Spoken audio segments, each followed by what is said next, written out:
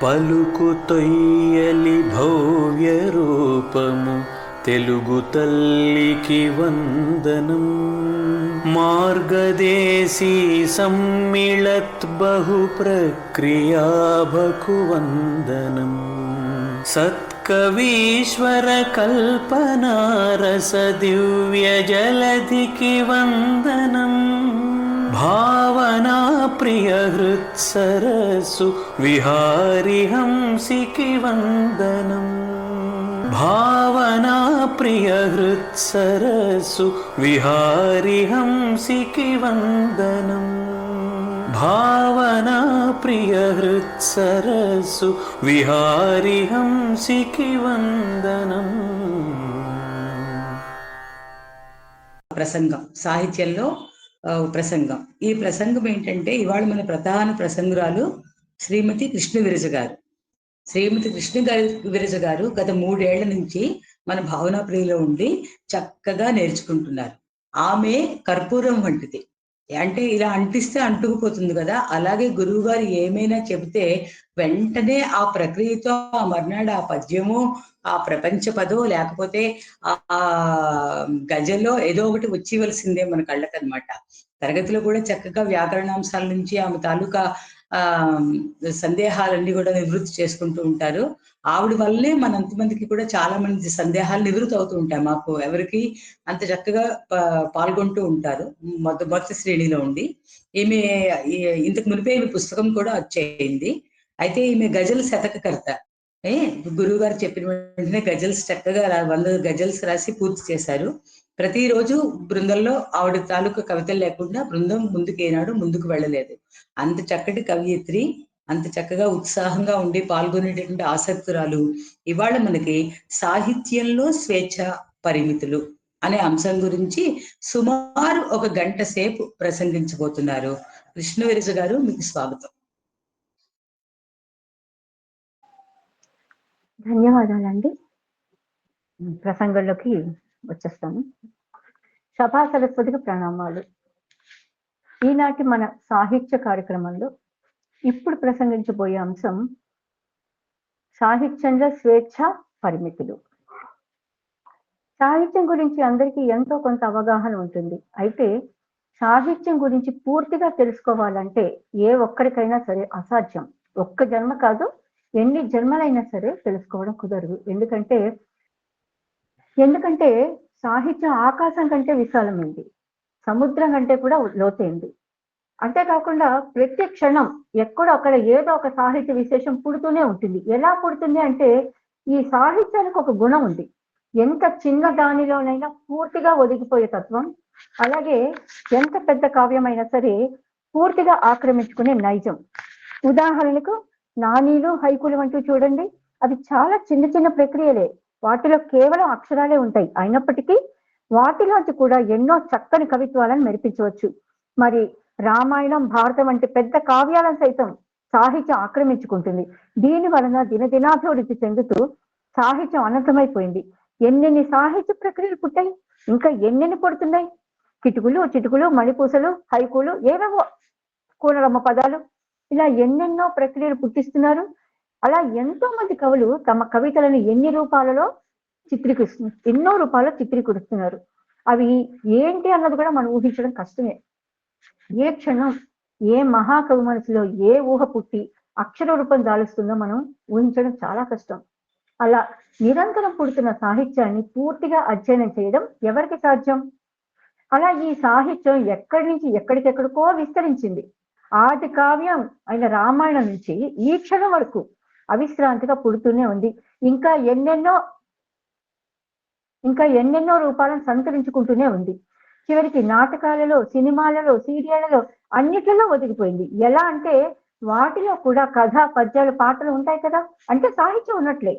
ఇలా ఎన్నో రకాలుగా మనం సాహిత్యాన్ని ఆస్వాదిస్తున్నాం. ఈ విధంగా సాహిత్యం ప్రతి మనిషి జీవితంతో ఎంతో కొంత ముడిపడిపోయింది. ఈ విషయం మనిషికి తెలిసి ఉండవచ్చు, లేదా తెలియకపోయి ఉండవచ్చు. కానీ మనిషి సాహిత్యాన్ని ఆస్వాదిస్తూనే ఉన్నాడు, ఇది మాత్రం నిజం. సాహిత్యం ఇన్ని రూపాలుగా మారడానికి కారణం మన స్వేచ్ఛను ఉపయోగించుకోవడం.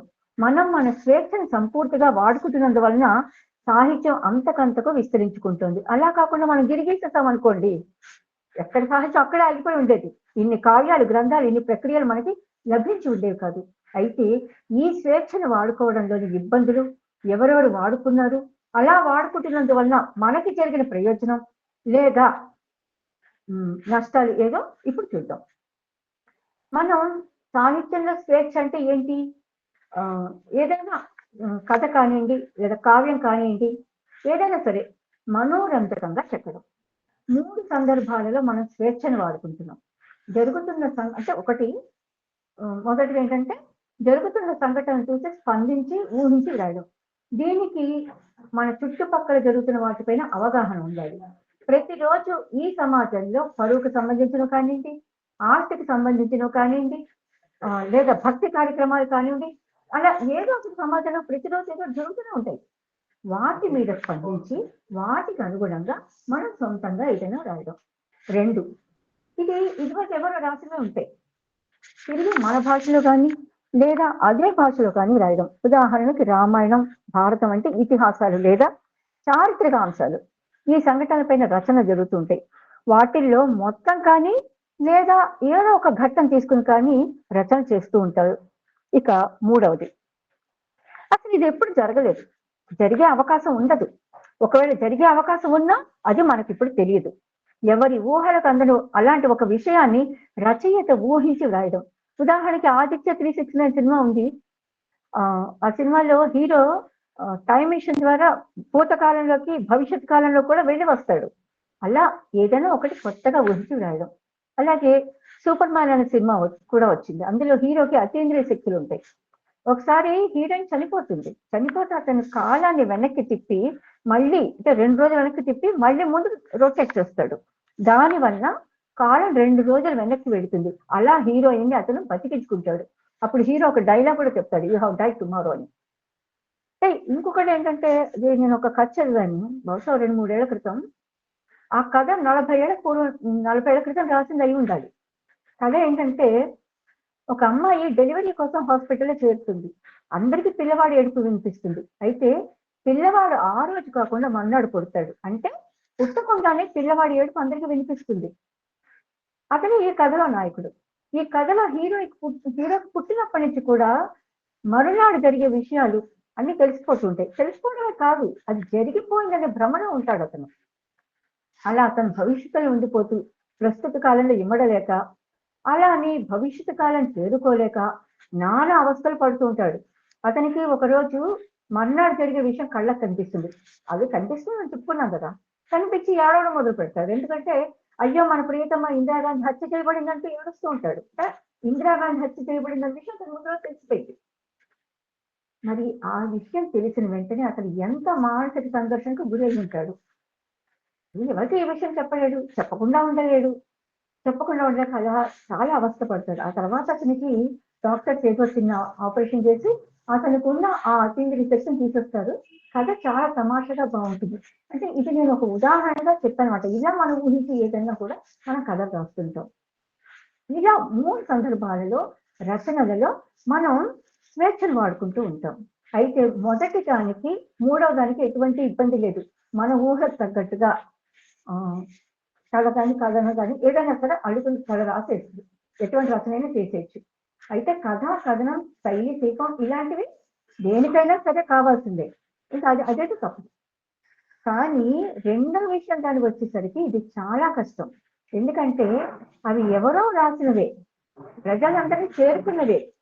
తిరిగి అవి మనం మళ్ళీ అదే రాసేటప్పుడు ఎందుకు అదే రాయాలి అన్న ప్రశ్న వస్తుంది. ఒకవేళ ఒక భాష నుంచి మరొక భాషలకు అనువదిస్తున్నాం అనుకోండి, అప్పుడు కూడా ఏమంటారు, అందరూ మనదే కదా, కొత్తగా నువ్వు చెప్పిందే ఉంది అంటారు. అలా కాకుండా మన స్వతంత్రికి ఏమైనా రాసాం అనుకోండి, అప్పుడేమంటారు, మూలాలను మార్చడానికి మీకే అధికారం ఉందని అడుగుతారు. అంటే అటు మూలం మార్చకుండా ఇటు మన స్వేచ్ఛను వదులుకోకుండా మనోహరంగా పాఠకులు మెచ్చే విధంగా రాయాలి అంటే కత్తి మీద సమంటిది. అయినా కూడా ఎంతో మంది కవులు అలా స్వతంత్రించి రాసి ప్రజలను మెచ్చించారు. అందరికీ చెప్పడం కష్టం కాబట్టి కొంతమందిని ప్రామాణికమైనవి చూద్దాం. ముందుగా కాళిదాసు. మహాకవి కాళిదాసు పేరు తెలియని వారు ఉండరు అంటే అది అతిశయోక్తి కాదు. ఎందుకంటే అందరికీ తెలుసు, అది చాలా మంది తెలుసు. వీరు ఎన్నో రచన చేశారు, అన్ని సంస్కృతంలోనే ఉంటాయి. అందులో రఘువంశం, కుమార సంభవం, మేఘ సంతోష్ అని 3 మహాకావ్యాలు, అభిజ్ఞాన శాకుంతలం, మాళవికాగ్నిమిత్రం, విక్రమోర్వశీయం అనే 3 నాటకాలు ఉన్నాయి. ఇందులో మనం అభిజ్ఞాన శాకుంతలం అనే నాటకం గురించి చూద్దాం. యాత విరచితమైన సంస్కృత భారతంలో ఈ కథ మనకు కనిపిస్తుంది. ఈ కథని ఇతివృత్తంగా తీసుకుని కాళిదాసు మళ్ళీ సంస్కృతంలోనే రచించాడు. ఎందుకు రచించవలసి వచ్చింది అంటే, ఆ కథ ఆయన మనసు బాగా ఆకట్టుకుని ఉండాలి అంటే రాసి ఉండవచ్చు. అయినప్పటికీ మళ్ళీ అదే భాషలో అనువదించవలసిన అవసరం ఏంటి, అది ఇప్పుడు మనం చూద్దాం. వేదవ్యాసుడు రచించిన దాంట్లో ఏముంది, హస్తినాపురాన్ని పరిపాలిస్తున్న దుష్యంతుడు అనే చంద్రవంశపు రాజు ఒకానొక సమయంలో కణ్వాశ్రమానికి వెళ్ళి అక్కడ ఆయన పెంపుడు కూతురైన శకుంతలను చూసి మోహించి గాంధర్వ విధిలో వివాహం చేసుకున్నాడు. ఆ సమయంలో కణ్వుడు ఉండడు. ఈ సంఘటన జరిగేటప్పటికీ దుష్యంతుడు నడి వయసులో ఉంటాడు. పైగా వివాహం జరిగి సంతానం కూడా ఉంది. అయినా కూడా మళ్ళీ శకుంతలను ప్రేమించి పెళ్లి చేసుకున్నాడు. ఎందుకంటే వాడు అప్పుడొక సౌందర్యవతి. ఆ తర్వాత ఆయన మళ్ళీ వచ్చామని తీసుకువెళ్తానని చెప్పి వెళ్ళిపోయాడు, కానీ రాలేదు. కొంతకాలానికి ఆమెకు భరతుడైన కొడుకు కూడా పుట్టాడు. పుడితే కణ్వుడు ఆమెను రాజు దగ్గరికి పంపించాడు.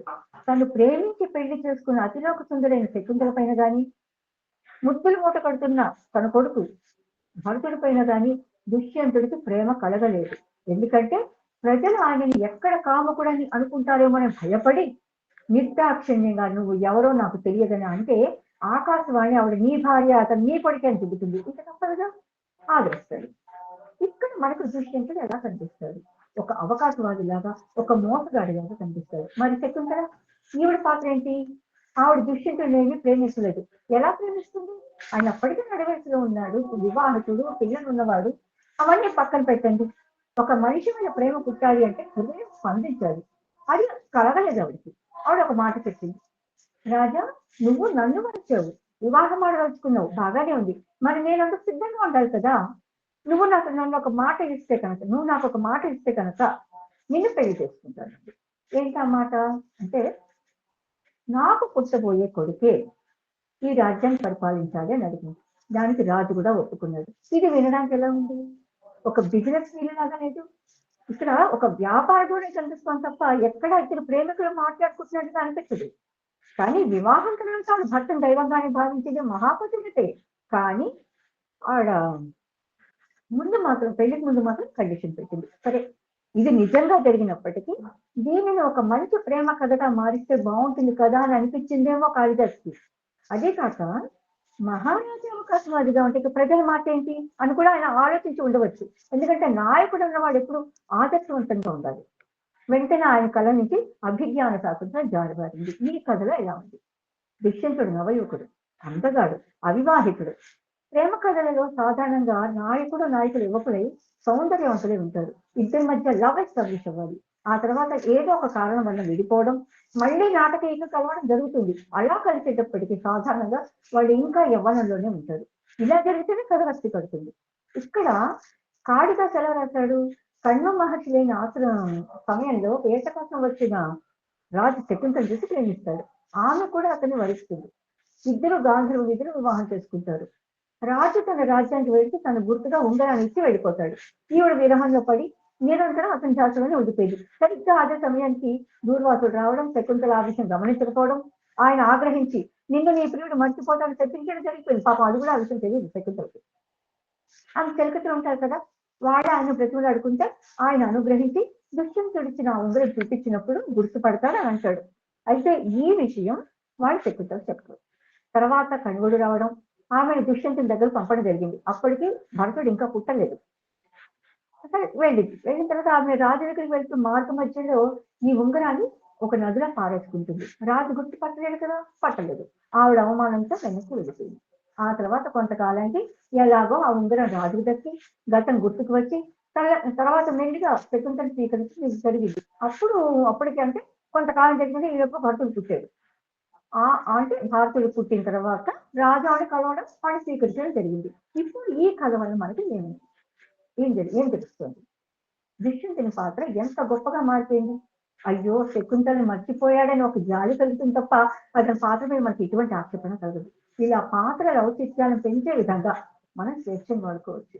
కానీ మూల కథలు మాత్రం మార్చడానికి మనకి ఎటువంటి అధికారం లేదు. ఎక్కడైనా ఎప్పుడైనా శకుంతల విశ్వామిత్రుడు మేనక కూతురే, దుష్యంతుని భార్యే, భరతుడికి తల్లే. ఇది మాత్రం మారదు. కాకపోతే మధ్య మధ్యలో చిన్న చిన్న మార్పులు చేసి కథకి అందాన్ని తీసుకురావచ్చు. అలాగే రామాయణాన్ని ఎంతో మంది రచించారు. వాళ్ళ వాళ్ళ ఊళ్ళకు తగ్గట్లుగా మూల కథలు మార్చకుండా మధ్యలో ఎన్నెన్నో స్వాతంత్రాలు తీసుకుని రాసిన ప్రముఖులు ఎందరో ఉన్నారు.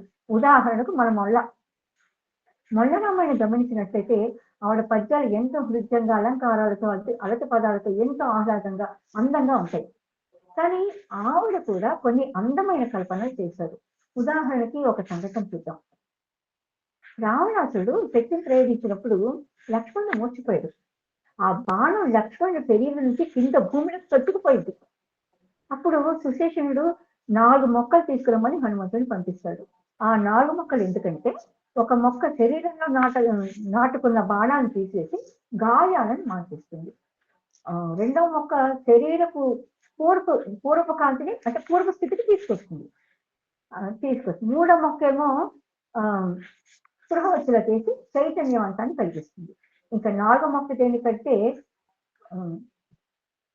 విరిగిపోయి ఉంటాయి కదా ఎముకలు, ఆ ఎముకలు నటిస్తుంది అనమాట. అందుకని ఈ 4 మొక్కలు తీసుకురమ్మని చెప్పి హనుమంతుని పంపించాడు. వెంటనే హనుమంతుడు వెళ్ళి ఆ మొక్కలను గుర్తుపట్టలేక సంజీవని పర్వతాన్ని మొత్తం పెకిలికి తీసుకొస్తాడు. ఇది ఇలా మూలంలో ఉంది. మరి అయితే ఇదే సంఘటనని మొల్ల యుద్ధకాండ ద్వితీయాంశలో ఎలా రాశాడు? హనుమంతుడు ఔషధ మొక్కల కోసం ద్రోణగిరికి బయలుదేరాడు. ఈ విషయం రావణాసుడు తెలిసింది. వెంటనే ఏం చేశాడంటే కాళీయమైన రాక్షసుని పిలిచి హనుమంతుని కాళీయ ముఖం చేయమని పంపించాడు. ఇది రాక్షసుడికి నచ్చదు, అది అన్యాయం అనిపిస్తుంది, ఇది న్యాయం కాదంటాడు, వద్దని అంటాడు. అన్నా కానీ ఎంతైనా రాజాకే కదా, తప్పలేదు. తప్పగా ఏం చేశాడంటే మునివేషం వేసుకుని ఆశ్రమాన్ని సృష్టించుకున్నాడు. ద్రోణశైలం చేరే చోట ఒక అందమైన పెద్ద తోటను కూడా సృష్టించాడు. సరే హనుమంతుడు బయటకు వెళ్ళాడు కదా, మధ్యలో తోట కనిపించింది. అని ఈ తోట ఎక్కడ తోట ఉండడం తెలియదు కదా. ఆ తోటను చూసేసరికి హనుమంతుడు అనుమానం వచ్చింది. ఏంటి నేను దారి తప్పానా ఏంటి అని అనుకున్నాడు. ఏంటి అని చుట్టూ చూసేసరికి ఈ కాలనేమి కనిపించాడు మునివేషంలో. ఆ రాక్షసుడి దగ్గరికి వెళ్ళి నేను రామకార్యం కోసం ద్రోణకార్యానికి వెళుతూ దారి తప్పిపోయాను, నాకు అత్యవసరంగా ఔషధ మొక్కలు కావాలి, దారి చెప్పమని అడిగాడు. అడిగితే వాడు కపటి కదా, వాడేమన్నాడు, ఎందుకు అంత దూరం వెళ్తావు, నీకు కావాల్సిన మొక్కలన్నీ నా దగ్గర ఉన్నాయి, నేను ఇస్తా, నా దగ్గర లేని మొక్క లేదు, అన్ని మొక్కలు నీకు ఇస్తా కావాల్సినవి, ముందు నీడు కాదు అని కమండలం ఇచ్చాడు. ఆ కమండలంలో నీళ్ళు ఉన్నాయి. ఆ తాగేయాలని వాడు ప్లాన్. అప్పుడు హనుమంతుడికి తెలియదుగా అందులో ఏమన్నాడో, నిజానికైతే తాగేయాలి. కానీ తాగలేదు. తాకుండా ఏమన్నాడంటే హనుమంతుడు నాకు ఆ కాసు నీళ్ళు సరిపోవు, చాలా దాహంగా ఉందంటాడు. అలాగా అయితే ఇక్కడ పక్కనే తటాకం ఉంది, ఆ తటాకంలోకి వెళ్ళి నువ్వు దాహం తీసుకుంటా అంటాడు. అనేసరికి హనుమంతుడు తాగడానికి ఆ తటాకంలోకి దిగినప్పుడు అక్కడ ఒక మొసలి హనుమంతుడి పాదాన్ని పట్టుకుంది. వెంటనే హనుమంతుడు సూక్ష్మలోకి మారిపోయి దాని కడుపులోకి దూరిపోయి చంపించాడు. అప్పుడు ఆ మొసలి అప్సరసగా మారి అక్కడ ఉన్నది రాక్షసుల జట్టు వెళ్ళిపోయింది. ఆ తర్వాత హనుమంతుడు ఆ రాక్షసుల దగ్గరికి వెళ్ళినప్పుడు ఏంటి ఇంత ఆలస్యం చేశావు, సరేలే గురు పూజ నిమిత్తం కొత్త మిత్తం సమర్పించి నీకు కావాల్సిన మొక్కలు తీసుకో అని అన్నాడు ఆ రాక్షసుడు. అది విని హనుమంతుడు చాలా కోపం వచ్చేసింది. వెంటనే ఏంటి నీకు గురు పూజ కావాలా, ఇదిగో పూజ చేస్తున్నారా అని చెప్పి అని ముష్టి దెబ్బలు కొట్టాడు. రాక్షసుడికి అర్థమైపోయింది. ఓహో హనుమంతుడు నిజం తెలిసిపోయిందని అర్థమై రకరకాల రూపాలుగా మారి హనుమంతుడిని కన్ఫ్యూజ్ చేశాడు. చివరికి సుగ్రీవుడిలోగా కూడా మారిపోయాడు. మారి ఎక్కడి నుంచి వస్తున్నట్టుగా వచ్చి హనుమ మందు మొక్కలు దొరికాయి, లక్ష్మణుడు బ్రతికాడు, నువ్వు వచ్చేసాయని చెప్పాడు. హనుమంతుడు ఒక నిమిషం నిజమేమో అని అనుకుని మళ్ళీ కాదు ఇదంతా రాక్షసమాయాన్ని నిర్ధారించుకుని రాక్షసుని చంపేశాడు. ఆ తర్వాత సంజీవని మొక్కను గుర్తుపట్టలేక పర్వతాన్ని పెకిలిస్తున్నప్పుడు 14,000 మంది గంధర్వులు వచ్చారు యుద్ధం చేయడానికి, ఆ నివారించడానికి, అంతరించడానికి. వస్తే ఆ 14,000 మంది గంధర్వుల్ని హనుమంతుడు యుద్ధం చేసి వాళ్ళని ఓడించాడు. ఓడించి ఆ పర్వతాన్ని తీసుకుని నంది గ్రామం వైపుగా వెళ్తున్నాడు. వస్తే అక్కడ భరతుడు చూసి రాముడేమో అని అనుకున్నట్ట. అసలు ఆ రాత్రి వేళ భరతుడు ఎలా కనిపిస్తాడు, లోపల నిద్రపోతూ ఉంటాడు కదా అని మనకు అనిపిస్తుంది. అయితే ఆ రాత్రి భరతుడు పీడకలలు వచ్చాయిట. పీడకలలు వచ్చి ఏడ్చి పట్టాలు చేస్తున్నాడు మనశ్శాంతి కోసం. చేస్తుంటే అప్పుడు ఆ భరతుని చూసి రాముడేమో అనుకుని ఒక నిమిషం భ్రమపడ్డాడు. హనుమంతుడు భ్రమపడి మళ్ళీ కాదని నిర్ధారించుకుని వెళ్ళిపోయాడు. వెళ్ళిపోతే ఇంతలో పెద్ద సైన్యంతో మాల్యవంతుడు వచ్చాడు అక్కడికి. ఈ మాల్యవంతుడిని కూడా ఆ రావణాసుడు పంపించాడు. పంపిస్తే ఆయనకి మరి ఇంకా తప్పదు కదా, హనుమంతుడికి యుద్ధం చేశాడు. యుద్ధం చేసి తోకతో ఆ మాల్యవంతుడిని పట్టి గిరగరా తీసి సముద్రంలోకి విసిరేసి అప్పుడు అప్పుడు రాముడిని ప్రదర్శనకు వెళ్ళాడు. ఇప్పుడు చూడండి, ఇంత సమయం గడిచింది కాబట్టి తెల్లవారు సమయం అవుతుంది. రాముడు ఆ సమయంలో టెన్షన్ లో ఉన్నాడు. అప్పుడు శతకోటి వారి జాప్త దీప్తి కనబట్టి ప్రాచీన దిక్కునందు రాసింది మొల్ల. వారి జాప్త అంటే సూర్యుడు కదా. హనుమంతుని చేతిలో కొండ ఎలా ఉంది? తూర్పు దిక్కున 100 కోట్ల కాంతులతో ఉదయిస్తున్న సూర్యుని లాగా కనిపించింది శ్రీరామునికి. అంతే, అసలే టెన్షన్ లో ఉన్నాడేమో రాముడు. ఇంకా కలవర పడిపోయాడు. అమ్మలో సూర్యుడు ఉదయం చేస్తున్నాడు ఎలా అని కంగారు పడుతుంటే, జామవంతుడు భానుడు కాడు చూడు నరపాలక మందుల కొంత తీపిలి మానవుతోచే. అయ్యో రామ, ఎందుకు అలా కంగారు పడిపోతున్నావు? అది మందుల కొండ. ఆ కొండ నుంచి అలా కాంతులు ప్రసరించి సూర్యుడిలాగా మనకు తోస్తోంది తప్ప సూర్యోదయం కాదు. వస్తున్నది ఎవరు? వారి తనూజుడైన హనుమంతుడు. హనుమంతుని గౌరవించడానికి మన వాళ్ళని పంపించు అని చెప్పాడు. మరి ఈ కథ మనకి వాల్మీకి రామాయణంలో కనిపిస్తుందా? లేదు, కనిపిస్తుంది. ఇక్కడ ఎంత స్వేచ్ఛను వాడుకున్నారు కవులు. ఈ కథను పాతాళ భైరవంలో కూడా వాడుకున్నారు అని అనిపిస్తుంది నాకు. అందులో కూడా అంతే. నాయకుడు రాకుమారిని ప్రేమించి ఆమె కోసం అమాయకంగా నేపాల్ మాంత్రికుడు వెంట వెళ్తాడు. ఆ మాంత్రికుడు నాయకుడితో కోన్నిటిలో స్నానం చేసిరా, రాకుమారి చెప్పానురా అని చెప్పి పంపిస్తాడు. అతను స్నానానికి వెళ్తాడు. అక్కడ మొసలు పట్టుకుంటే హీరో చంపేస్తే ఆ మొసలి అప్సరగా మారి మాంత్రికం దుర్మార్గం చెప్పి వెళ్ళిపోతుంది. ఇలా మొల్ల ఇంత రసవత్తరంగా రచించబట్టే కదా ఆవిడ రాసిన ఘట్టాలను సినిమా వాళ్ళు కూడా పెట్టుకున్నారు. అయితే హనుమంతుడు దాహం గురించి బాధపడ్డాడు అని అంటే ఎవరైనా నమ్మగలరా? ఆయన జితేంద్రుడు. మైనాసుడు ఆతిథ్యం ఇస్తాను అన్నప్పుడు సీత గురించి తెలుసుకుని ఆ విషయం మా వాళ్లకు చెప్పేదాకా ఏ ఆహారం తీసుకోవాలని ప్రకటించుకుని, అలాగే ఎక్కడ ఏమి తినకుండా తాగకుండా చివరికి సీత విషయం వానరకు చెప్పి ఆ తర్వాత మధువనం అందరూ కలిసి నాశనం చేసినప్పుడు కానీ ఆయన ఎటువంటి ఆహారం స్వీకరించలేదు. అప్పుడే కదా దడుముకుల ముఖం పగలగొట్టాడు. కానీ ఇలా చిన్న చిన్న మార్పులు చేసినప్పటికీ అలాంటి మార్పుల వలన కథ రసవత్తరంగా నడిపించినప్పుడు తప్పు కాదేమో. పాత్రల ఔచిత్యాలు దెబ్బతినకుండా మూల కథను మార్చకుండా రసవత్తరంగా రాస్తే అది ప్రజలలోకి ప్రజలు చేరుకుంటుంది, ప్రజలు ఆదరిస్తారు. ఇక భాగవతంలో వసుదేవుడు కృష్ణుడు రేపళ్ళకు తీసుకువెళ్లే సంఘటన. ఆ సందర్భంలో వ్యాసుల వారు ఎలా రాస్తారు? వసుదేవుడు కృష్ణుడి తల మీద పెట్టుకుని తీసుకువెళ్తుంటే ఆదిశేషుడు పడక పట్టినట్టుగా రాశారు. చదువుతుంటే మనకు ఒళ్ళు పులకరించిపోతుంది. మరి పోతన గారు ఎలా రాశారు? బిడ్డని గడముల రొమ్మున నా దంపుగా పట్టి పదములల్లన ఇరుతుంది. కృష్ణుడిని గుండెలకు హత్తుకుని యమునను దాటినట్టుగా రాశారు. ఎందుకలా? ఆయనకి పదాలు దొరకలేదా? లేకపోతే ప్రాసతో ఇబ్బంది వచ్చిందా? లేకపోతే ఎటు కుదరలేదా? అంటే అదేది కాదు. వ్యాసుడు ఏం జరిగిందో అదే రాశారు. అక్కడ ఆయన దృష్టిలో కృష్ణుడు పరమాత్ముడు. అందుకే వసుదేవుడు నెత్తి మీద కృష్ణుడు పెట్టుకు తీసుకువెళ్ళాడని రాశారు. మరి అదే పోతన వసుదేవుడికి కృష్ణుడు ఎవరు? తన కన్న కొడుకు మీద ప్రేమ ఉప్పొంగుతూ ఉంటే గుండెలకు అదుపుకున్న ఒక మామూలు తండ్రి వసుదేవుడు. అది కాక మరి కాసేపట్లో తన కొడుకును వదిలివేయాలి కదా, అది ఎంత బాధ! ఉన్న కాసేపైన శిశువును మొదలుకోడుకొని ఒక ప్రేమ పాసంతో తన హృదయానికి హత్తుకుని తీసుకెళ్ళాడు. ఇక్కడ మనకి పోతన హృదయం కనిపిస్తుంది. కాసేపు ఆయన హృదయం కూడా వసుదేవుడిగా మారితే పరవశించిందేమో అని అనిపిస్తుంది. ఇది చాలా చిన్న మార్పే. ఇలాంటి చిన్న మార్పులు ఎవరు ఏమో అనుకోవచ్చు. కానీ మనం సాధారణ చెబుతూ రాస్తే కవిత్వం అలా పండుతుంది. అలాగే బ్రహ్మ గొల్లవారిని పశు సంపదను దాచేసి కృష్ణుడి పరిస్థితిని సందర్భంలో బ్రహ్మ గర్వం అడిగి కృష్ణుడి దగ్గర తలవంచుకుని వెళ్ళిపోయినట్లుగా ఉంటుంది వ్యాస భాగవతంలో. మరి అదే సంఘటన పోతన రాశారు. ఎలా బ్రహ్మపదం అంటాడు? బ్రహ్మ వేదాలు నిన్ను గురించి చెబుతాయే గాని నిన్ను చూడలేవు. వేదాలు అపౌరుషేయాలు, అయినా కూడా అవి నిన్ను దర్శించలేవు. అటువంటి నిన్ను ఈ భూలోకంలో, ఈ అడవిలో, ఈ గోకులంలో సహచరుడు పొందగలిగారు ఆ గోపాలు. నీతో కలిసి ఆడుతున్నారు, పాడుతున్నారు, దిగుతున్నారు. వాడికి నీకు పెడుతున్నాడు, నీ చేతి ప్రసాదం అడుగుతున్నారు. ఆ గోపాలు కృష్ణ కృష్ణ అంటూ ప్రతి మాటని తమ మాటల దగ్గర అన్ని భావాలని నీకే సమర్పించుకుంటున్నారు. ఈ గోళ్లలో ఏ ఒక్కడి పాద రేణువులను ఒక్క కణం నా శిరస్సు పైన ధరించగలిగితే చాలదా? ఎందుకు వచ్చినది బ్రహ్మపదవి నాకు అంటాడు. బ్రహ్మదేవుడు అంటాడు. అంతటి వాడు నాకెందుకు బ్రహ్మ పదవి అంటాడు. ఇలా అనడంలో గొల్లవారి అదృష్టాన్ని ఎంత అందంగా చెప్పారు పోతన. ఇలాంటి స్వేచ్ఛను మనం వాడుకోవచ్చని మనకి మన పూర్వీకులు చెప్పారు. అంటే స్వేచ్ఛను ఎలా వాడుకోవాలో తెలియజేస్తూ మనకు ఒక బాటను పరిచేశారు మన పూర్వీకులు. అయితే ఇలా స్వేచ్ఛను వాడుకునేటప్పుడు అర్థం మరింత అందంగా వచ్చేటట్టుగా తీసుకోవాలి. అలాగే రక్షా పెట్టాలి అనే ఒక కీర్తన ఉంది. రక్షా పెట్టాలి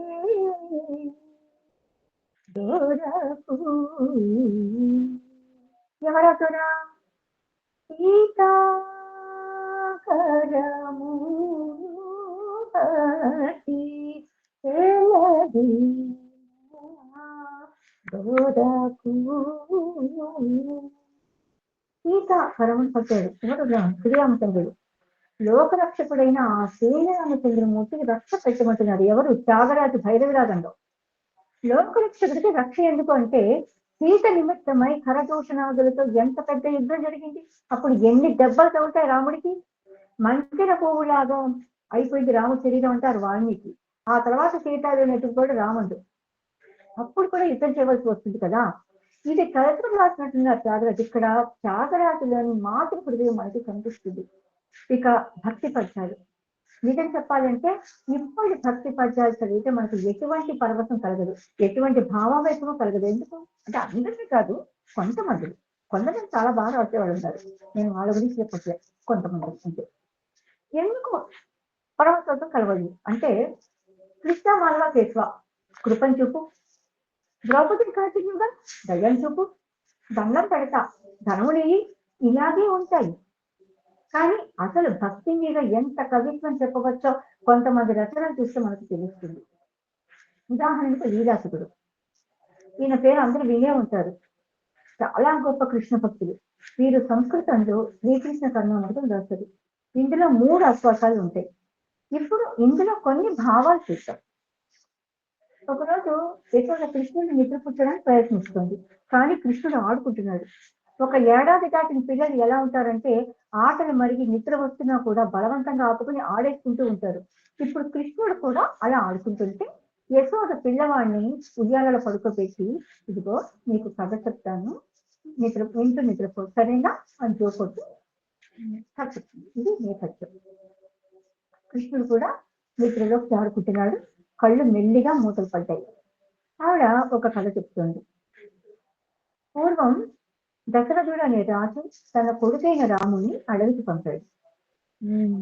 అని నిద్ర మాత్రం కొడుతున్నాడు కృష్ణుడు. భార్య సీతతో, తమ్ముడు లక్ష్మణుడితో రాముడు పంచవటిలో ఉన్నాడు. ఇంకొంచెం మత్తు పెరిగింది. ఒకనాడు రావణుడు రాక్షసుడు సీతను ఎత్తుకుపోయాడని చెప్పి చేత రాముడికి అప్పటి వరకు నిద్రావస్థలో ఉన్న కృష్ణుడు ఒక్కసారిగా లేచుకుంటుంది. లక్ష్మణ ఏది నా బాణం అంటే నా రావణాసుని చంపేస్తానంటే ఉయ్యాలలో కూర్చున్నాడు. యశోద హడలిపోయింది. ఇలాంటివి చదువుతూ ఉంటే మన శరీరం పులకరించిపోదా? కృష్ణావతారం నుంచి ఒక్కసారిగా రామావతారంలో దూకిన కృష్ణుడు మన కళ్ళ ముందు మెదడుగా. ఇందులో ఇంకొకటి కూడా ఉంది. రావణ చంపేస్తాను అనవచ్చు కదా, లక్ష్మణుని అడగడం ఎందుకు అంటే నేను అనుకున్న కారణం ఏంటంటే రాముడు మానసికంగా లక్ష్మణుడి మీద ఆధారపడిపోయాడు. అరణ్యకాండలో ఒకసారి అంటాడు రాముడు, లక్ష్మణ తండ్రిలాగా నువ్వు నన్ను ఎప్పుడు రక్షిస్తూ ఉన్నావు, నువ్వు నా పక్కన ఉండబట్టే తండ్రి లేని లోటు నాకు కనిపించడం లేదా అని అంటాడు. బహుశా అది ఒక కారణం కావచ్చు. లేదంటే లక్ష్మణుడు రాముడు సేవ చేయడానికే కదా వెళ్ళాడు. ఆయన అన్ని ఆయుధాలు మోస్తూ ఉండేవాడు. ఈ కారణం వల్ల కూడా కృష్ణుడు లక్ష్మణ బాణం అందించని అడిగి ఉండవచ్చు. ఇలా మనల్ని ఎక్కడి నుంచి ఎక్కడికో తీసుకుపోతారు లీలాసుకుడు. ఇంకో శ్లోకం ఏమంటారంటే కృష్ణుడు వెన్న దొంగ కదా, ఎంత ఎత్తుకు బుట్టి కట్టినా వెన్న కుదలు అందేసుకుంటున్నాడు, అందరికి పనిచేస్తున్నాడు, తినేస్తున్నాడు, పారిపోతున్నాడు. ఇలా లాభం లేదని ఒక గోపిక ఒక ప్లాన్ చేస్తుంది. వెన్న కుండని కింద పెట్టింది, దాచలేదు. కృష్ణుడు వచ్చాడు. ఆహా కుండ కిందే ఉంది కదా అని అనుకున్నాడు. అందరినీ రౌండ్గా కూర్చోపెట్టాడు, అందరికీ పంచాడు. కృష్ణుడికి ఒక అలవాటు ఏంటంటే అందరికి పంచిన తర్వాత ఆయన తిన్నాడు. అందరికి పంచాక అప్పుడు తింటాడు. ఇప్పుడు అందరికి పంచాడు కదా, తను కూడా తిందామని కుండలో చేపెట్టాడు. అప్పుడు వచ్చిన గోపిక కదా గ్రాండ్గా పట్టుకుందామని. ఆమెను చూసి అందరూ పారిపోయారు. పాపం కృష్ణుడికి విషయం తెలియదు, ఆయన తలవంచుకుని ఉన్నాడు, ఏది గమనించడం లేదు. ఆ గోపిక కృష్ణుడికి గట్టిగా పట్టుకుంది. గట్టిగా పట్టుకుంటే అప్పుడు చూసేసరికి ఎదురుగా గోపిక కనిపించింది. పాపం ఆమె వైపు భయంగా చూశాడు, ఏమంటుంది అని. ఆవిడ ఎవరు నువ్వు అని అడిగింటాడు గట్టిగా. బలానుజ అంటాడు. అంటే బలరాముడు తమ్ముడే అని చెప్పుకున్నాడు. ఈ కొంట వేసుకుని ఎందుకు? నేరుగా చెప్పవచ్చు కదా కృష్ణుని అని. అంటే మా అన్న బలరాముడు జాగ్రత్తనా, లేకపోతే నేను అమ్మాయికుని ఇదంతా మా అన్న నిర్వాహకమని చెప్పడమా? ఇలా ఉంటాయి కృష్ణుని మాటలు. సరే, ఇక్కడికి ఎందుకు వచ్చావు అని అడిగింది ఆవిడ. మా ఇల్లు అనుకుని వచ్చాను మీద ఇంకా అమాయకత్వమే పాపం చుట్టూ చూస్తున్నాడు కృష్ణుడు. అవురా అని అనుకుంది ఆవిడ. అనుకుని సరే మరి కుండలో ఎందుకు పెట్టావు అని అడిగింది. అంటే కృష్ణుడు కోపం వచ్చేసింది. మరేమో మా దూడ ఒకటి తప్పించుకుని ఇక్కడికి వచ్చింది, నేను వెతుక్కుంటే ఇక్కడికి వచ్చాను, ఆ దూడ ఈ కుండలో దూడించమని చేపెట్టాను తప్ప అని గట్టిగా చూశాను. ఆవిడ నోరెళ్ళ పెట్టి అప్రయత్నంగా చేయి వేసేసి బుగ్గలు నొక్కుతుంది. కృష్ణుడు పారిపోయాడు. అలా మాయ చేసిన కృష్ణుడు మనల్ని రక్షించుగాక అంటారు లీలాసుకుడు. ఇంకొక శ్లోకంలో ఏమంటారు? సాధారణంగా భక్తులు భగవంతుని పేర్లు తమకిష్టమైన పేర్లతో పిలుచుకుంటారు. ఇది సహజం. ముక్కుదుమారిలో కులశేఖరుడు కూడా శ్రీనాథ నారాయణ వాసుదేవ శ్రీకృష్ణ భక్త చక్రపాణి శ్రీ పద్మనాభాచుత కేశవారే శ్రీరామ పద్మాక్ష హరే మురారి అనంత వైకుంఠ ముకుంద కృష్ణ గోవింద దామోదర మాధవేతి వక్తు సమర్భూతిన వక్తి కత్తి తపోజనాన్ని యథాన్యస్తూ అంటారు. అంటే విష్ణుమూర్తికి 1000 పైన పేరు ఆయన అనంత కూడా నామధేయుడు. ఏ ఒక్క పేరుతో పిలిచినా కానీ మనకు మోక్షం వచ్చేస్తుంది. పైగా పిలవడం కూడా చాలా తేలికైన పేర్లు. శ్రీనాథ ఎంత తేలికైన పేరు అది. ఇలాంటి తేలికైన పేర్లు పిలవగల శక్తి ఉంది. మనకు మాత్రమే శక్తి, జంతువులు పిలవలేవు, మనం పిలవగలం.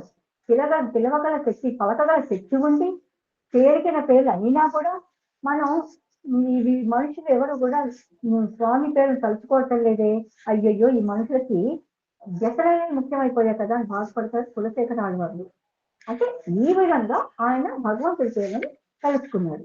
మరి భగవంతుడే తన పేరును చెప్పుకునే అవసరం కానీ అవకాశం కానీ ఉంటుందా అంటే ఉండదు. కానీ కవి తలుచుకుంటే అది కూడా సాధ్యమని లీలాసుకుడు నిరూపించాడు. అంగుళ్యా కహ కవాటం అనే శ్లోకం ఉంది. ఆ శ్లోకంలో ఏం చెప్తాడంటే, ఒకసారి కృష్ణుడు సత్యభామకి వస్తానని చెప్పి రుక్మిణీదేవి మందిరానికి వెళ్ళాడు. మన్నాడు అమాయకంగా సత్యభామ మందిరానికి వస్తున్నాడు. ఇప్పుడు సత్యభామ ఎలా ఉంటుంది ఆ విషయం తెలిసిపోయింది. సత్యభామకి తెలిసి ఆవిడ ఇప్పుడు భగ్గులు మండిపోతుంది. మండిపోయింది. అసలే సాపత్యం దోషం. రుక్మిణి అంటే మాశ్చర్యం. వెంటనే ఆవిడ ఏం చేసిందంటే కృష్ణుడు వస్తున్నాడని తెలిసి తన మందిరపు తలుపులు మూసేసి లోపల కూర్చున్నా. సరే కృష్ణుడు వచ్చాడు. వచ్చి మునివేళతో కుటుంబారంగా తలుపు తెచ్చాడు. ప్రతి వాళ్ళకి ఒక్కొక్క స్టైల్ ఉంటుంది. దానిని బట్టి అవతల వాడు ఎవరు అనేది చూడకుండానే తెలిసిపోతుంటుంది మనకి. అందరూ ఆవిడకి ముందరే తెలుసు అక్కడ ఉన్నది కృష్ణుడు అని.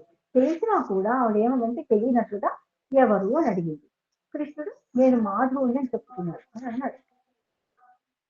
ఈ శ్లోకంలో ఇంకొక విశేషం కూడా ఉంది. మొత్తం శ్లోకం అంతా కూడా స్వేచ్ఛలో రాసక్కది. మా అంటే లక్ష్మి, నేను లక్ష్మీ భర్తని చెప్పుకున్నాడు కృష్ణుడు. అది విని సత్య ఏమంది, ఓహో నీవు వసంతుడివా. మాధవ అంటే వసంతుడు అని అర్థం ఉంటుంది కదా, ఆ అర్థం తీసుకొచ్చింది. ఇక్కడికి ఎందుకు వచ్చావు అని అడిగింది. అప్పుడు కృష్ణుడు ఆహా నేను వసంతుడిని కాదు చక్రిని అని చెప్పుకున్నాడు. సత్య ఓహో కుమ్మరివాడివా అయితే అంది. అంటే చక్రి అంటే కుమ్మరి అనే అర్థం కూడా ఉంది.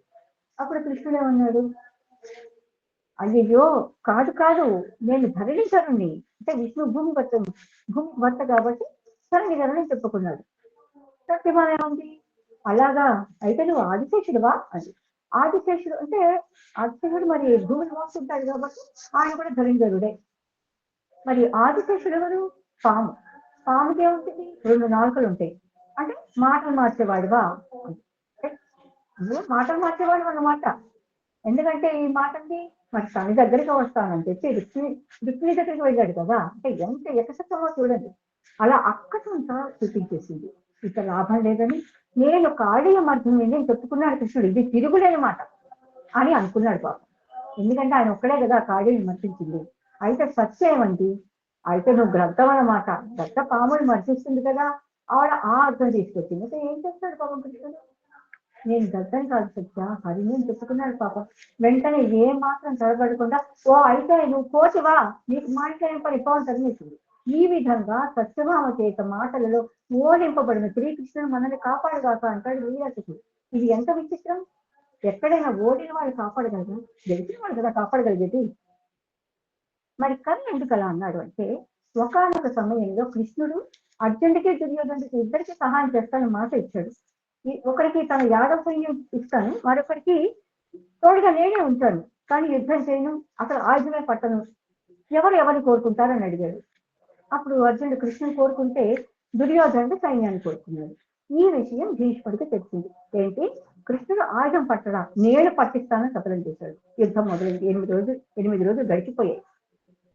9వ రోజు భీష్ముడు విజయం విద్య యుద్ధం చేస్తున్నాడు. అర్జునుడు ఎవరు? సవ్యసాచి. సవ్యసాచి అంటే 2 చేతులతో సమానమైన లాభంగా బాణాలు వేయగలిగేవాడిని సవ్యసాచి అంటారు.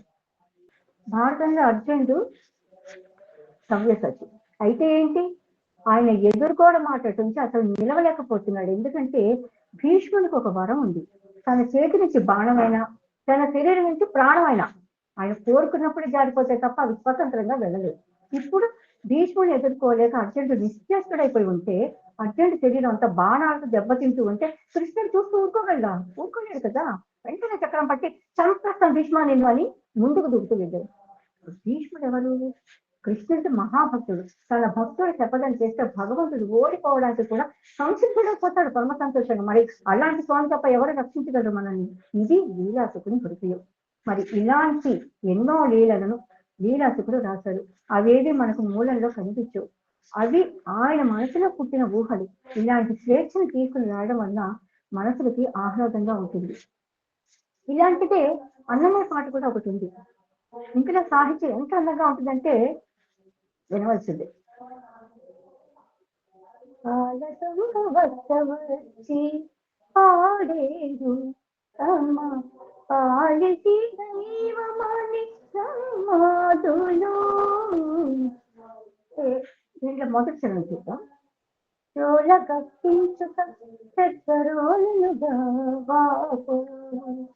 బాలుని అందర వచ్చి పాడేరు. ఒకసారి కృష్ణుడు అల్లరిని భరించలేక యశోద కృష్ణుడిని రోటికి కట్టేసింది. ఆ మాత్రం దానికే ఉన్న బొంతుకంతా పెట్టి పెద్ద పెద్దగా అరుస్తూ ఏడుస్తున్నాడు. అలాంటి వాళ్ళ దగ్గరికి వచ్చి పాడుతున్నారట. ఎవరు? ఆలకించి నేను మని అంబర భాగమునందు నాలుగు దిక్కుల నుండి నారదాదులు. అదిగో కృష్ణుడు ఏడుస్తున్నాడు, వినండి వినండి అని ఆకాశవాదంలో 4 దిక్కుల నుంచి నిలబడి నారదుల వంటి ప్రముఖులు ఎందరో పాడుతున్నారట. ఇక 2వ చరణం చూడండి, ఇది ఇంకా బాగుంటుంది. నోటి నిండా చొల్లుగారా నువ్వు ధూళినే వారేటి దిక్కని వస్తా ఆడేరు. చిన్నపిల్లలకు నోటి నుంచి సొంగ కాస్తుంది, అది చాలా సహజం. ఇప్పుడు కృష్ణుడు పాకుతున్న 6 నెలల పిల్లవాడు. కృష్ణుడి నోటి నుంచి కూడా సొంగ కారుతుంది, యథేచ్ఛగా పాకుతున్నాడు. మరి పాకుతూ ఉంటే ఏమవుతుంది? ఒంటికి ధూళి అంటుకుంటూ ఉంటుంది కదా. అలా ధూళితో ఉన్న శరీరంతో సొంగ కారుతున్న పసిపాప దగ్గరికి వచ్చి పాడుతున్నారట. ఎవరు? వేరు లేని వేదములు వెంట వెంట చదువుచు చేరి చేరి ఇంతనంతా సాధులు. మూలమే లేని వేదాలను చదువుకుంటూ ఆదిశేషుడు మొదలైన వారు పాడుతున్నారట. ఎంత అందమైన భావన చూసారా. ఇప్పుడు మనకి ఒక రూపం కనిపిస్తుంది కదా, అసలే విశాలమైన పెద్ద పెద్ద కళ్ళు, వాటిని ఇంకా విప్పాడుతుంది, ఇంతగా అమాయకంగా చూస్తుంటే ఎర్రగా మెరుస్తున్న పెద్ద నుంచి ముత్యాల ధారలాగా కారుతున్న నీటి బొట్టుతో ఒళ్ళంతా దుమ్ము కొట్టుకుని పోయి ఉంటే అమాయకమైన చూపులు చూసుకుంటూ కనిపించిన ప్రతిదీ తినేద్దాం అని మింగేయాలని ఒక ఆసక్తితోటి నోరు పెట్టుకుని ఉన్న చిన్న కృష్ణ ముగ్ధ మనోహర రూపం మనకు కనిపిస్తుంది కదా, కనిపిస్తుంది. ఇలాంటి అందమైన ఊహలు ఎన్నైనా మనం చేసుకోవచ్చు. అంటే మనం స్వేచ్ఛ తీసుకుంటే విజ్ఞానం పెరగాలి, వినోదం కలగాలి, సరికొత్త అందమైన ఆలోచనలు పుట్టాలి. ఇలా మనం తీసుకోవచ్చు. సరే, ఇప్పటి వరకు మనం పౌరాణిక సంబంధమైన నుంచి చూసాం. ఇలాగే చారిత్రక సంఘటనల మీద కూడా జరిగిన విషయాన్ని ఏమాత్రం మార్చకుండా మధ్య మధ్యలో జరిగిన వాటిపైన కథలు రాసుకోవచ్చు. వీటి మీద మనకి సినిమాలు చాలా ఉన్నాయి. నాడుకలి ఏమో ఉన్నాయి కొన్ని సినిమాలు. మొహమ్మద్ కులీ కుతుబ్ షా తన 13 ఏళ్ల వయసులో ప్రేయసిని కలుసుకోవడానికి మూసీ నదిని దాటి వెళ్ళేవాడు. అప్పట్లో ఆ నది ఎప్పుడు పరవళ్ళు తొక్కుతూ ఉండేది. అది గమనించి తండ్రి ఇబ్రహీం కులీ కుతుబ్ షా పురాణపూర్ బాగ్ నిర్మించాలని చరిత్ర. గోల్కొండని కులీ కుతుబ్ షా పరిపాలించేవాడు. ఆయన 3వ కొడుకు జంషిద్. ఇతను తన అన్న కళ్ళు తీయించేసి నమాజ్ చేసుకుంటున్న తండ్రిని హత్య చేయించి తన పెద్ద తమ్ముడిని చెరలో బంధించాడు. చివరి వాడు ఇబ్రహీం. ఈ ఇబ్రహీం ప్రాణ భయంతో పారిపోయాడు, ఎక్కడికి విజయనగరానికి వెళ్ళిపోయాడు. అక్కడ ఆశ్రయం పొందాడు. ఆ సమయంలో విజయనగర సామ్రాజ్యాన్ని సదాశివరాయలు పరిపాలిస్తాడు. పేరుకి మాత్రం రాజు కానీ మొత్తం పరిపాలనా బాధ్యత అంతా కూడా అలీ రామరాయలు తీసుకుంటూ ఉండేవాడు. ఇతను కృష్ణదేవరాయలు పెద్దవాడు. ఇప్పుడు ఇబ్రహీం ఇతని ఆశ్రయంలో అక్కడే 7 ఏళ్ల పాటు ఉన్నాడు. ఈ 7 ఏళ్ల కాలంలో అతను ఎలా పరిపాలించాలో తెలుసుకుని, అలాగే తెలుగు భాష నేర్చుకుని గ్రంథాలు కూడా రాశాడు. ఆ గ్రంథాలు మనకు లభ్యం కావడం లేదు కానీ చాలా బాగుంటాయని అంటారు. ఆ తర్వాత అతని గోల్కొండ సుల్తాన్ అయి పండితులని కవులని ఆదరించాడు. అతనికి మల్కి ఇబ్రాహ్మణుడు అనే బిరుదు కూడా వచ్చింది. ఆ తర్వాత కళ్ళికోట యుద్ధంలో అతనే అళీ రామరాయను చంపాడని లేదా చంపడానికి సహాయం చేశాడని అంటారు. చంపినా చంపకపోయినా అతని హస్తం అయితే అందులో ఉంది.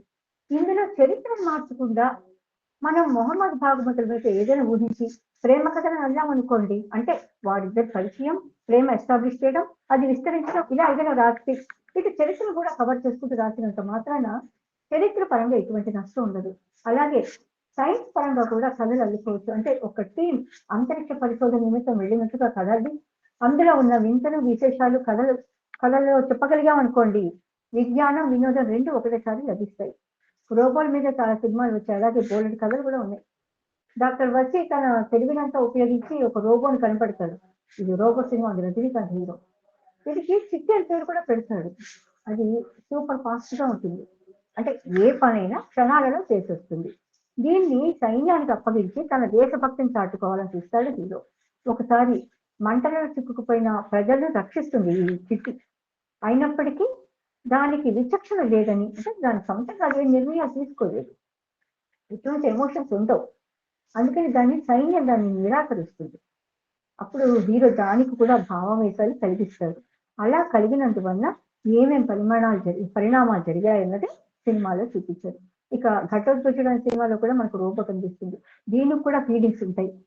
ఇక చంద్రమండల యాత్ర అనే ఒక కథ ఉంది. ఆ కథలో మోహన్ ప్రసాద్ అనే 2 మిత్రులు ఒక గోళంలో చంద్రుడి మీదకి వెళ్తారు. వీరితో పాటు లైక అనే కుక్క కూడా ఉంటుంది. వీళ్ళు అలా వెళ్తూ ఉంటే ఒక ఉల్క వీళ్ళ వైపే దూసుకు వస్తూ కనిపిస్తుంది. దాని నుంచి ఎలా తప్పించుకోవాలని ఆలోచించి ఎలాగో డైరెక్షన్ మారుస్తారు. అయినప్పటికీ ఆ ఉల్క దీన్ని రాసుకుంటూ పోతుంది, కానీ ప్రమాదం అయితే తప్పుతుంది. మొత్తానికి ఆ గోళం చంద్రుడి మీదకి ల్యాండ్ అవుతుంది. వీళ్ళు ఆ గోళానికి దిగుతారు. ఈ మొత్తం ప్రయాణం 4 రోజుల పాటు సాగుతుంది. అయితే ల్యాండ్ అయిన తర్వాత ఆ గోళం ఒక కొండకు తగిలి పగిలిపోతుంది. ఈ విషయాలు వీళ్ళ కింద భూలోకంలో ఉన్న అధికారులు ఉంటారు కదా, వాళ్ళకి చెబుతూ ఉంటారు, కానీ అక్కడి నుంచి వీళ్ళకి ఎటువంటి సమాచారం అందదు. బహుశా రేడియో ప్రసార కేంద్రం చెడిపోయిందేమో తెలియదు.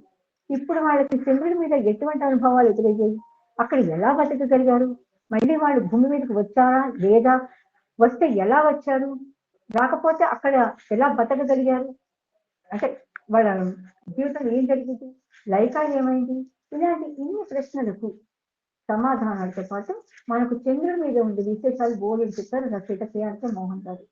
ఆయన రాసిన మరొక కథ కూడా ఉంది, ప్రాణం వచ్చిన రోబోలు. ఇందులో 5 శాస్త్రవేత్తలని ఒక రోబో చంపేస్తుంది. అది ఎలా సాధ్యం ఎవరికి అర్థం కాదు. ఆ విషయాన్ని ఛేదించాలని డాక్టర్ మదన్ తన కొడుకు డాక్టర్ వసీతో కలిసి ఫ్యాక్టరీకి వెళ్తాడు. అక్కడ స్టాఫ్ ఉంటారు కదా, వాళ్ళ పనులలో పూర్తిగా నిమగ్నం అయిపోతారు, ఎవరిని చూడరు. కసి వచ్చి ఒక రోబోని చూపించి, ఇదిగో ఈ రోబోనే శాస్త్రవేత్తల ప్రాణాలు తీసిందని చెబుతాడు. మదన్ ఆ రోబోని పరిశీలిస్తూ ఉంటాడు. ఇలా కొంత సమయం గడిచిన తర్వాత ఉన్నట్టుండి ఆ రోబో తన ఇనప చేతులతో మదన్ గొంతుకుని పట్టుకుంటుంది. ఈ కథలో అతను రోబో నుంచి తప్పించుకున్నాడో లేదో, తప్పించుకుంటే ఎలా తప్పించుకున్నాడో, ఎలా ఈ హత్యలు జరుగుతున్నాయో, ఆ హత్యలు నివారింపబడ్డాయో లేదో అన్నీ కూడా రచయిత చెప్పడమే కాకుండా నివారించబడితే ఎలా నివారించబడ్డాయి ఇవన్నీ కూడా అన్ని విషయాలు రచయిత చెప్పాడు. చెప్తూ వాటితో పాటుగా రోబోల గురించి, కంప్యూటర్కి సంబంధించిన ఎన్నో విశేషాలు చెప్పారు రచయిత ఆయన కేఆర్ మోహన్ గారు.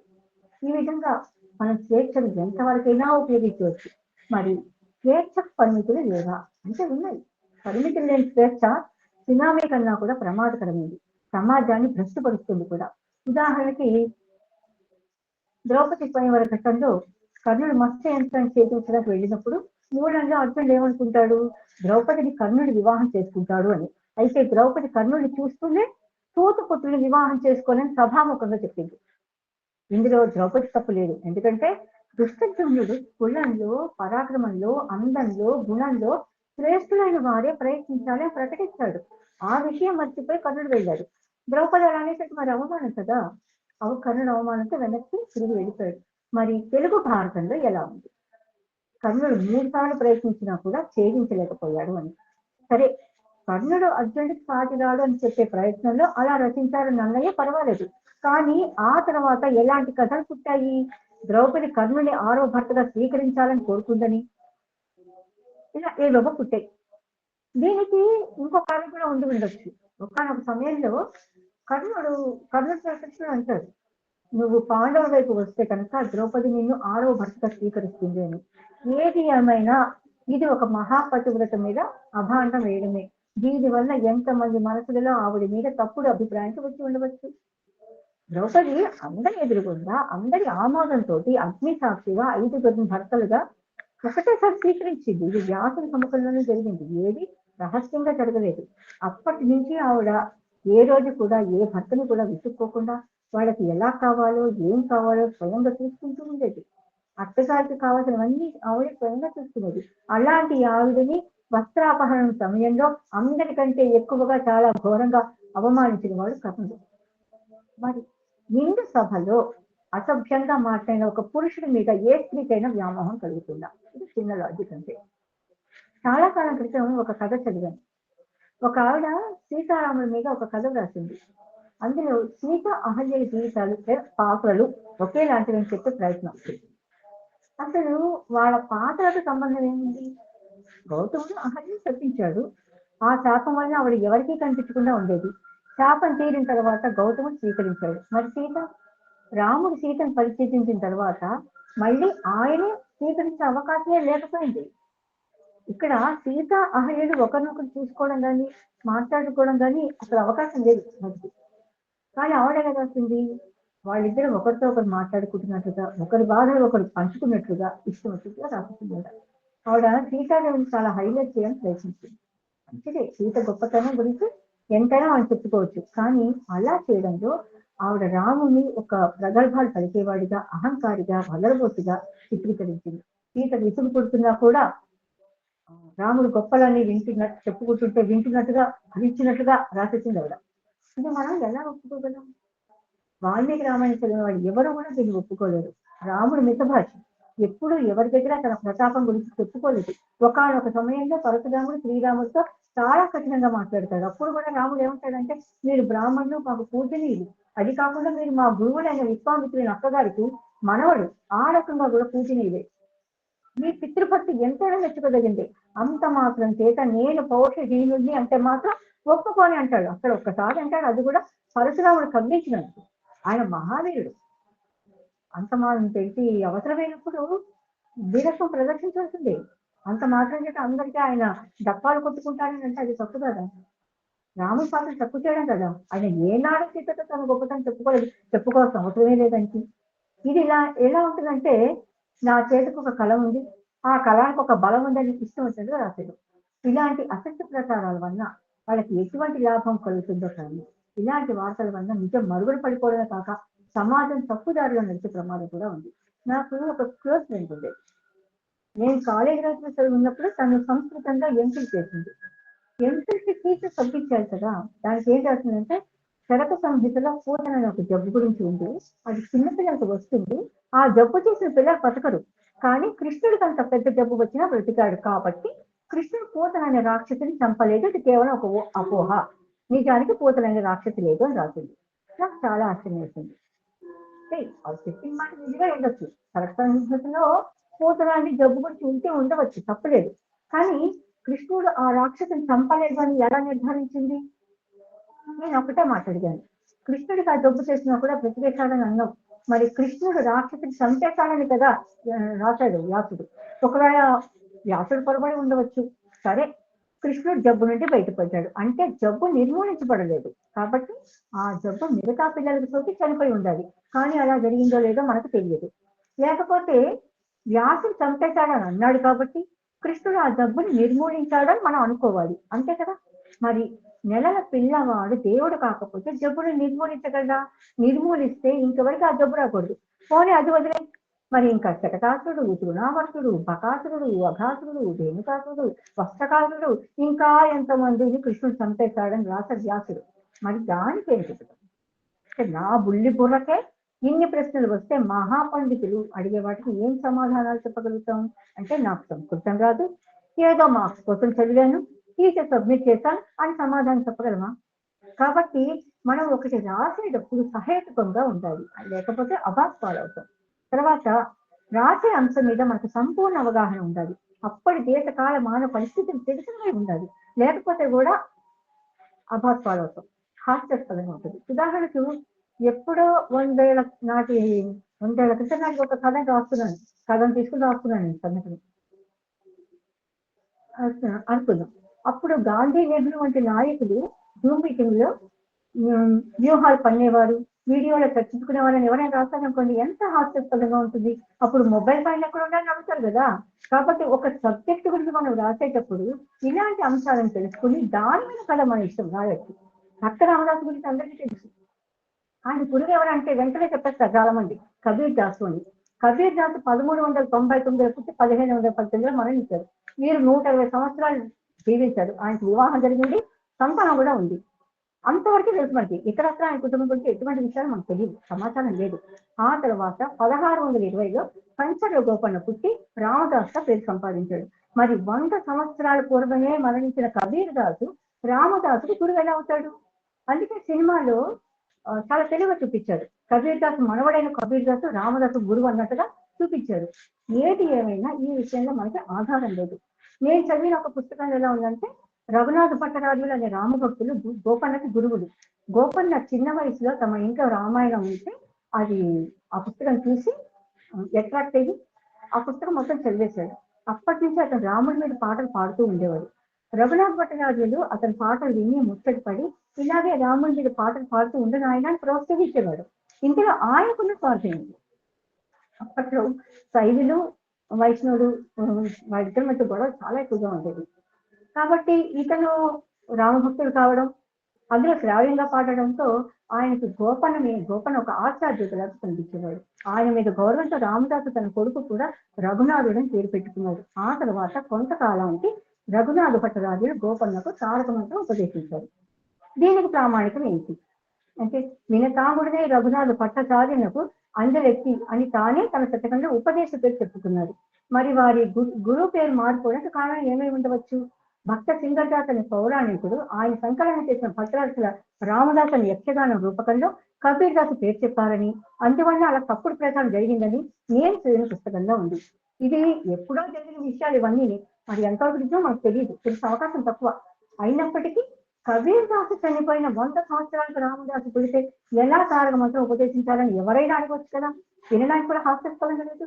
అందుకనే ఏదైనా ఒక విషయం రాసేటప్పుడు ఇలాంటి అంశాలపైన దృష్టి పెట్టవలసిందే. ప్రఖ్యాత రచయిత ఇందుమూరి వీరేంద్రనాథ్ గారు ఆయన ఏం రాసిన, ఏ సబ్జెక్ట్ మీద రాసినారంటే దాని గురించి క్షుణ్ణంగా తెలుసుకుందామని మొదలు పెట్టడం అంటారు. మరి అందుకనే వారి కథలు వినూత్నంగా ఉంటాయి, ఎలాంటి పొరపాటు కనిపిస్తుంది. కొంతమంది ఏం చేస్తారంటే, నా ఊరక కోసం కథలు రాసిస్తామని డబ్బు కోసమో మరి దేనికోసమో ఇష్టం వచ్చినట్టుగా రాసేవాళ్ళు కూడా ఉన్నారు. ఎలాంటి కథలు అందిస్తున్నారు? ఒక సాహిత్య ప్రక్రియ, వాటి సాహిత్య ప్రక్రియ అనకూడదు.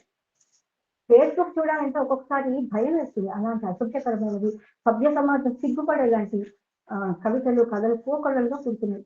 ఇలాంటి రచన వలన సమాజం ఏమైపోతుంది? యువత ఎత్తుపోతుంది. సరైన మార్గం లేకపోతే ఎంత భ్రష్టు పడిపోతుంది. వీళ్ళు సాహిత్యం అందిస్తున్నారని చెబుతూ ఎంత కీడు చేస్తున్నారు. ఇలాంటి వాళ్ళు సాహిత్యం పట్ల ద్రోహం చేసిన పాపాత్ములు, సరస్వతీదేవి పట్ల అపచారం చేసిన పాపకులు, సమాజానికి ద్రోహం చేస్తున్న, సమాజాన్ని భ్రష్టుపరుస్తున్న చీడ పురుగులు. అందుకే నేను అనుకునేది ఏంటంటే, అలాంటి రచనలను వెంటనే ఖండించడమే కాకుండా రాసేవాడిని పూర్తిగా అరికట్టాలి. ఇది మన అందరి బాధ్యత. కాబట్టి పాత్రౌచిత్యాలు దెబ్బతినకుండా, స్వేచ్ఛను దుర్వినియోగపరచకుండా, నిత్య చైతన్యవంతమైన ప్రకాశవంతమైన సమాజాన్ని సక్రమమైన మార్గాన నడిపించే విధంగా సాహిత్యాన్ని అందించవలసిన బాధ్యత ప్రతి ఒక్కరి మీద ఉంది. మనం అందరం కూడా మంచి సాహిత్యాన్ని ఆస్వాదిస్తూ, అందరికీ అందిస్తూ, మనం ముందుకు వెళుతూ సమాజాన్ని ముందుకు నడిపిస్తామని ఆశిస్తూ ఇంతటితో నా ఈ ప్రసంగాన్ని ముగిస్తున్నాను. ఇప్పటి వరకు సాగిన సాహిత్యంలో స్వేచ్ఛ, పరిమితుల అంశం పైన నాకు తెలిసినది లేదా తెలుసు అని అనుకుంటున్నవి ఏవో మీతో పంచుకున్నాను. ఈ నా ప్రసంగంలో ఎటువంటి దోషాలు కానీ పొరపాటు కానీ దొరికినా మన్నించమని అడుగుతూ, నాకు ఈ అవకాశం కలిగించిన పెద్దలకు, గురువు గారికి, అతిథులకు, బృంద సభ్యులకు అందరికీ ధన్యవాదాలు తెలుపుకుంటూ సెలవు. ధన్యవాదాలు. ధన్యవాదాలు విరుచు గారు. చక్కగా మీరు మీ సమయపాలన చేస్తూ ఒక గంట, సుమారుగా ఒక గంట అంటే ఒక 3 నిమిషాలు తగ్గించారు. కానీ చక్కటి సమయపాలన చేస్తూ చక్కటి ప్రసంగాన్ని చేశారు మీరు. మీరు వ్యాసుడిని అంటే మన ప్రధాన వక్తి వాడు వ్యాసుడిని, వాల్మీకిని ప్రధానంగా తీసుకుని ఆ ఉన్న కథలో మార్పులు చేర్పులతో మన నన్నయ్య తిక్కనులు రాసింది, పోతన గారు రాసింది ఉటంకిస్తూ మూలంలో మార్పులు చేయకుండా, అంటే పాత్ర తాలూకు స్వభావాన్ని, కథా మూలాన్ని మార్చకుండా ఆ కథనంలో చిన్న చిన్న మార్పులు చేసుకుంటూ వెళ్ళిపోతే అవన్నీ మనకి మనోహరంగా ఉంటాయి అని విశదీకరించారు. పలుకు తొయ్యలి భవ్య రూపము తెలుగు తల్లికి వందనం.